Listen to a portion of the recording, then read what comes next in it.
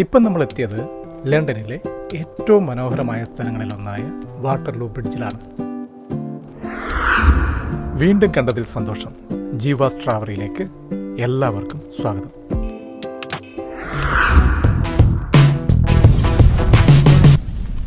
ജീവാസ് ട്രാവറി, കഥകൾ തേടി യാത്രകളിലൂടെ. ഇന്നത്തെ യാത്രയിൽ നമ്മൾ ലണ്ടനിലെ വളരെ ഇൻട്രസ്റ്റിംഗ് ആയിട്ടുള്ള ചില സ്ഥലങ്ങളാണ് കാണാൻ പോകുന്നത്. ഞാനിപ്പോൾ ഉള്ളത് ടൊട്ടൻഹാം കോർട്ട് റോഡ് സ്റ്റേഷനിലാണ്. ഇവിടുന്ന് ആദ്യം പോകുന്നത് കോവന്റ് ഗാർഡനിലേക്കാണ്. അവിടുന്ന് നീൽസ് യാർഡിലേക്ക് പോകും. അതിനുശേഷം വാട്ടർലൂ ബ്രിഡ്ജ് വരെയാണ് ഇന്നത്തെ യാത്ര. ഈ സ്റ്റേഷനിൽ നിന്ന് സെൻട്രൽ ലൈൻ, നോർത്തേൺ ലൈൻ പോലുള്ള പ്രധാന അണ്ടർഗ്രൗണ്ട് ലൈൻസിലേക്ക് കണക്ട് ചെയ്യുന്നുണ്ട്. ഈ സ്റ്റേഷന് വെളിയിലായിട്ട് നമുക്ക് ഇങ്ങനെയൊരു LED വാള് കാണാം. ഇത് സാധാരണ LED അല്ല കേട്ടോ, ഇത് അനാമോർഫിക് 3D LED എന്നാണ് ഇതിന് പറയുന്നത്. നല്ല ഭംഗിയുണ്ടല്ലേ കാണാൻ. അപ്പോൾ ഇന്നത്തെ യാത്ര ഇവിടെ വെച്ച് സ്റ്റാർട്ട് ചെയ്യാം. സ്റ്റേഷനിൽ നിന്ന് കുറച്ച് നടക്കുമ്പോൾ തന്നെ ലണ്ടൻ്റെ സ്ട്രീറ്റ് എത്ര കാമാണെന്ന് മനസ്സിലാവും.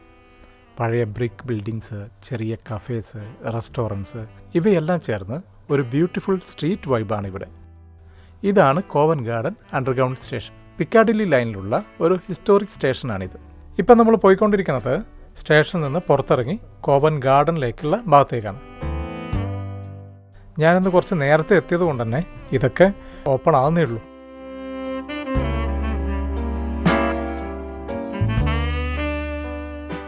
ഇപ്പം നമ്മൾ എത്തിയിരിക്കുന്നത് ലണ്ടനിലെ ഫേമസ് ആയിട്ടുള്ള കോവന്റ് ഗാർഡൻ മാർക്കറ്റിലാണ്. 17ാം നൂറ്റാണ്ട് മുതൽ മാർക്കറ്റ് കൾച്ചറുള്ള ഒരു സ്ഥലം. ഇന്നിത് ഷോപ്പിംഗ്, ഫുഡ്, സ്ട്രീറ്റ് പെർഫോമൻസ് ഹബ്ബൊക്കെ ആയിട്ട് മാറിയിരിക്കുന്നു. ലണ്ടനിലെ ഏറ്റവും പോപ്പുലർ ടൂറിസ്റ്റ് ഏരിയയിലൊന്നാണ് കോവന്റ് ഗാർഡൻ. ഇത് പഴയ കാലത്ത് ഫ്രൂട്ട്സിൻ്റെയും വെജിറ്റബിളിൻ്റെയും ഒക്കെ മാർക്കറ്റായിരുന്നു. ഇപ്പോഴിവിടെ റെസ്റ്റോറൻറ്റ്സും ഷോപ്സും സ്റ്റാൾസൊക്കെ വളരെ അധികമായിട്ട് കാണാം.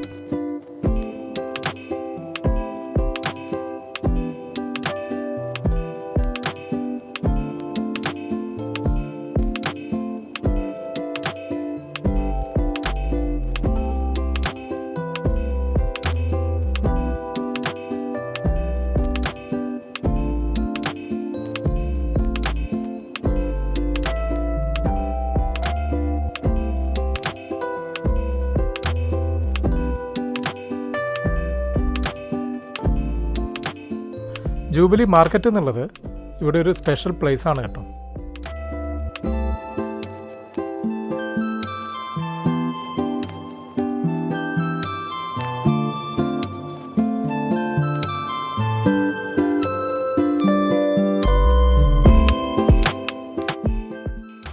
ഞാൻ എത്തിയത് കുറച്ച് നേരത്തെ ആയിപ്പോയത് കൊണ്ട് ഇവിടെയുള്ള സ്റ്റാളൊക്കെ ഓപ്പൺ ആവുന്നേ ഉള്ളൂ. അവരൊക്കെ ഈ ഡിസ്പ്ലേ ചെയ്യാൻ വേണ്ടിയിട്ട് അവരുടെ സാധനങ്ങളൊക്കെ ഇങ്ങനെ ഒരുക്കി വെക്കുന്നതേ ഉള്ളൂ.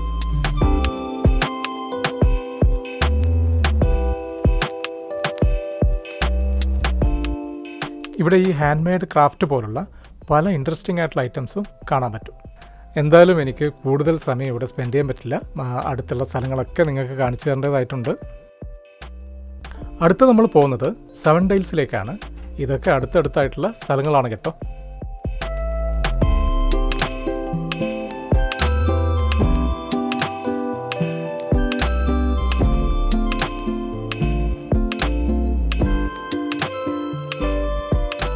ഇപ്പോൾ നമ്മൾ എത്തിയിട്ടുള്ളത് 7 ഡെയിൽസ് എന്ന ജംഗ്ഷനിലാണ്. ഇവിടെ നിന്ന് 7 റോഡുകൾ 7 ദിശകളിലേക്ക് പോകുന്നുണ്ട്. അതുകൊണ്ടാണ് ഈ സ്ഥലത്തിന് 7 ഡെയിൽസ് എന്ന പേര് വന്നത്.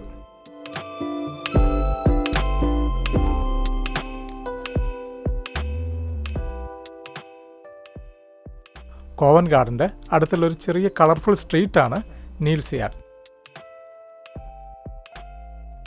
ഈ സ്ഥലത്തിൻ്റെ ഒരു സ്പെഷ്യൽ എന്ന് പറയുന്നത് ഈ കളർഫുൾ ആയിട്ടുള്ള ബിൽഡിങ്സ് ആണ്. നോക്കിക്കേ, എന്ത് ഭംഗിയല്ലേ കാണാൻ. ഇൻസ്റ്റാഗ്രാം ഫോട്ടോസൊക്കെ എടുക്കാൻ വളരെ പോപ്പുലർ ആയിട്ടുള്ളൊരു സ്ഥലമാണ് ഈ നീൽസ് യാർഡ്.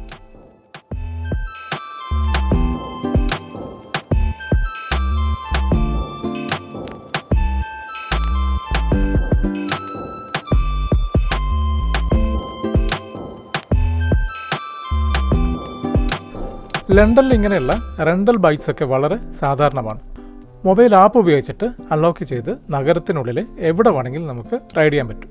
പബ്ലിക് ട്രാൻസ്പോർട്ട് കൂടാതെ സൈക്കിൾ ഉപയോഗിച്ച് യാത്ര ചെയ്യുന്നത് ഇവിടെ പലർക്കും ഇഷ്ടമാണ്. സൈക്കിൾ എന്തുകൊണ്ടാണ് പലർക്കും ഇഷ്ടമെന്ന് വെച്ച് കഴിഞ്ഞാൽ ഭയങ്കര ട്രാഫിക്കുള്ളൊരു സ്ഥലമാണ് സെൻട്രൽ ലണ്ടൻ. അതുകൊണ്ട് തന്നെ ഇവിടെ പാർക്ക് ചെയ്യാനൊക്കെ വളരെ ബുദ്ധിമുട്ടാണ്. അതുകൊണ്ടാണ് മിക്കവരും ഈ സൈക്കിള് റെൻറ്റിനെടുത്തിട്ട് പോകുന്നത്. ഇത് ഈ ചർച്ച് നോക്കിക്കേ, 1720 പണിത Saint Martin in the Field ചർച്ചാണിത്. ലണ്ടനിലെ ഒരു ഫേമസ് ചർച്ച് കൂടിയാണ് Saint Martin in the Field church.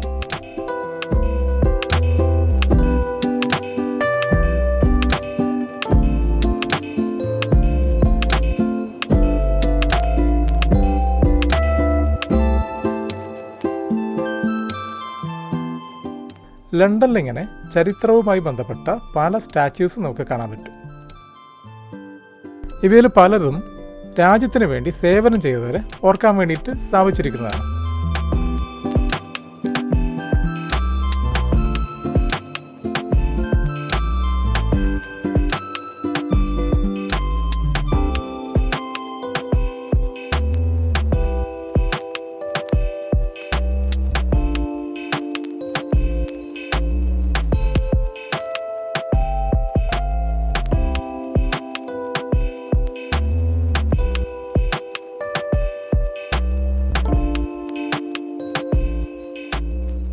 ഇനി നമുക്ക് വാട്ടർലൂ ബ്രിഡ്ജിൻ്റെ ഭാഗത്തേക്ക് പോകാം.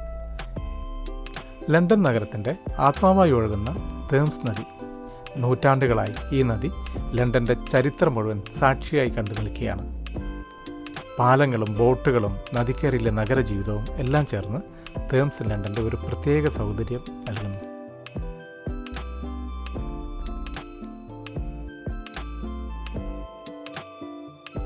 ലണ്ടനിലെ ബ്രിഡ്ജസ് എല്ലാം തന്നെ വളരെ ഫേമസ് ആണ്. പക്ഷെ അവയിൽ നിന്ന് സിറ്റിയുടെ ബെസ്റ്റ് വ്യൂ ലഭിക്കുന്ന ബ്രിഡ്ജ് എന്ന് വെച്ചാൽ അത് വാട്ടർലൂ ബ്രിഡ്ജ് തന്നെയാണ്. ഇന്നിവിടെ നിൽക്കുമ്പോൾ തേംസ് നദിയുടെ ഇരുവശങ്ങളിലുമുള്ള ലണ്ടൻ നഗരത്തിൻ്റെ മനോഹരമായ സ്കൈലൈൻ വളരെ വ്യക്തമായി കാണാൻ സാധിക്കും.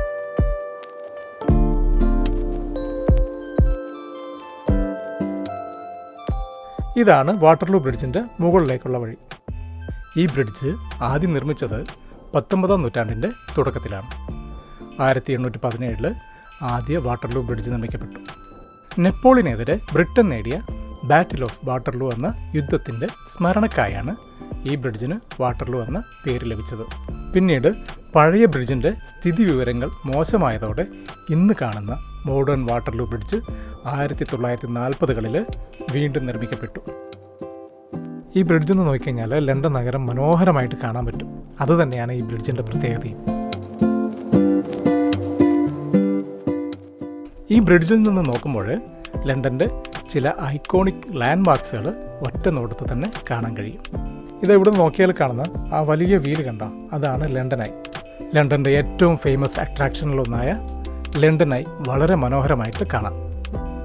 തേംസ് നദിയുടെ കരയിൽ നിൽക്കുന്ന ഈ ഗെയിൻഡ് ഒബ്സർവേഷൻ വീല് ലണ്ടനിലെ ഏറ്റവും പോപ്പുലർ ടൂറിസ്റ്റ് അട്രാക്ഷനുകളിൽ ഒന്നാണ്.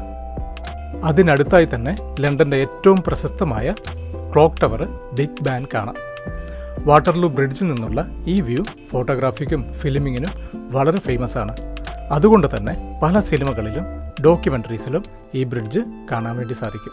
ലണ്ടനിൽ നടക്കാൻ വളരെ മനോഹരമായിട്ടുള്ള സ്ഥലങ്ങളിൽ ഒന്നാണ് south bank. Restaurants, cafes, street performance ഇതെല്ലാം കൊണ്ട് വളരെ ലൈവ്ലി ആയിട്ടുള്ള സ്ഥലമാണിത്.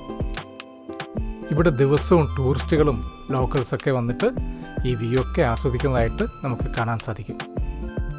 അപ്പോൾ ലണ്ടനിലേക്ക് വരുന്നവർ ഒരിക്കലും ഈ വാട്ടർലൂ ബ്രിഡ്ജ് മിസ്സാക്കരുത് കേട്ടോ.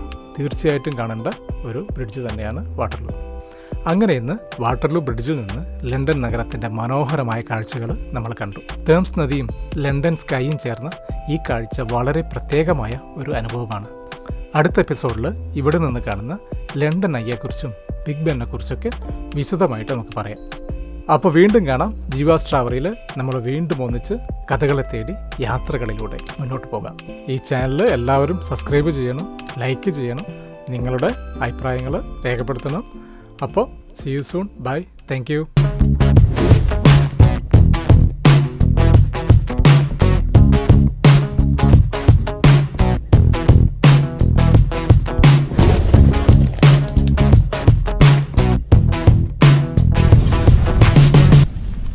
ജീവാ സ്ട്രോബറി കഥകൾ തേടി യാത്രകളിലൂടെ.